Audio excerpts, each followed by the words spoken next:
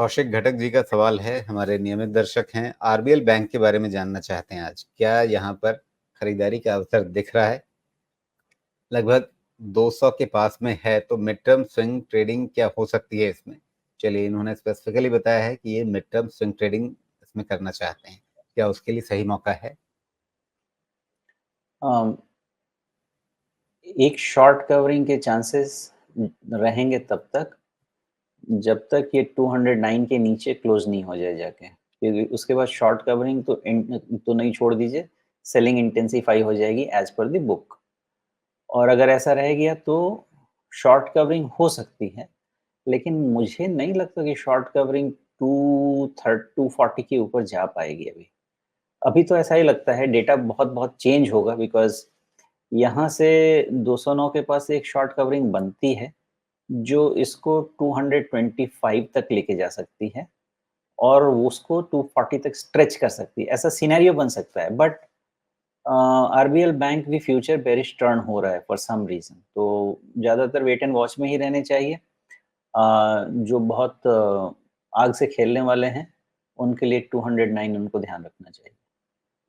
जी, चूंकि इसमें सारे मूविंग एवरेज बहुत पीछे छूट चुके हैं, तो वैसे में क्या हमें रिट्रेसमेंट लेवल पे देखना चाहिए? एक बार इसका रिकवरी होने दीजिए, उसके बाद लगाइए, बिकॉज ये पैरामीटर्स ऐसे बन रहे हैं कि यहाँ से बाउंस ऑलमोस्ट इमिनेंट है। अब उसके बाद दोबारा वाला जब फॉल आएगा ना, तब हम इसकी असेसमेंट करेंगे कि कहाँ तक होगा। बट ओवरऑल फ्यूचर बेरिश बन रहा है, तो फ्यूचर बेरिश के लिए एक और जी, डेटा पॉइंट मिल जाए, फिर इसकी रिट्रेसमेंट बना सकते हैं। वैसे ठीक है, लेकिन प्रीएम्प्ट करने में कोई दिक्कत नहीं है वो रिट्रेसमेंट एक में। इम्पॉर्टेंट पॉइंट ये है कि 74 यानी जून 2022 का जो बॉटम था, वहां से लेकर के जो पूरा टॉप बना 300 का, उसकी रिट्रेसमेंट में 38.2% के बिल्कुल आसपास मंडरा रहा है। पहले भी इन लेवल्स पे सपोर्ट लेता रहा है। तो जो कौशिक जी का सवाल है कि भाई अच्छी जगह पे है, थोड़ा दाम लगाएं क्या? नहीं, जगह अच्छी नहीं है, ये बात सही नहीं है। मेरे हिसाब से जगह अच्छी नहीं है। सिर्फ शॉर्ट कवरिंग के हिसाब से मैं आपको समझा सकता हूँ। अदरवाइज़ जब मैंने बोला कि ये फ्यूचर बेयरिश मुझे दिखता है, तो एक स्विंग के लिए आप ट्राई कर सकते हैं, बट ओवरऑल मामला गड़बड़ है। तो थोड़ा-सा ध्यान रख के ही काम करना चाहिए। सेफ्टी, अब मेरे थियरी में ही सेफ्टी फर्स्ट है, तो मैं कुछ कर नहीं सकता। अभी यहाँ से आपने खुद ही रिट्रेसमेंट डाल दिया है, तो देखिए उसके हिसाब से क्या लेवल्स बनते हैं। मुझे तो लगता नहीं है कि 190 के पहले कुछ ज़्यादा रिस्पाइट है। बाकी उसके बाद के भी लेवल्स देखेंगे। जी, 190 के आसपास इसका 50% रिट्रेसमेंट आ जाएगा, और अगर कहीं इसने 61.8% के तरफ जाना चाहा, तो फिर 160 के आसपास के लेवल बन सकते हैं। बन सकता है।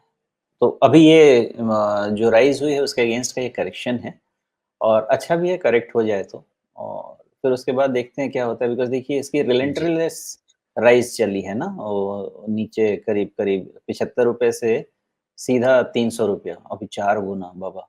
तो उस हिसाब से तो जी, इसको करेक्ट करना ही चाहिए अच्छा खासा। जी। तो कौशिक जी, जैसा सोमेश बता रहे हैं, अगर आप शॉर्ट कवरिंग वाले ट्रेड को पकड़ना चाहें, तो शायद उसकी एक गुंजाइश बन सकती होगी। लेकिन मिड टर्म स्विंग ट्रेड के लिए अभी इंतज़ार करना बेहतर रहेगा, जो स्थितियाँ इस समय दिख रही हैं उसके हिसाब से। बाकी हम लोग बार-बार अपनी हर चर्चा में ये कहते हैं, दोहराते हैं कि यहाँ पे जो भी बातचीत होती है, उसे आप एक इनपुट की तरह से ही लीजिए, ब्रह्म वाक्य की तरह से नहीं। इस इनपुट का इस्तेमाल कीजिए, उसके आगे अपना रिसर्च कीजिए, अपनी पढ़ाई-लिखाई कीजिए, खोजबीन कीजिए, और फिर एक बेहतर इन्फॉर्म्ड डिसीजन लीजिए। अच्छा लगे, ज़रूरी लगे, तो एक प्रोफेशनल एडवाइस लीजिए, पेशेवर सलाह लीजिए। उसके बाद फिर आगे आप जो भी काम करना चाहते हैं, निवेश या ट्रेडिंग, उसकी तरफ बढ़ें।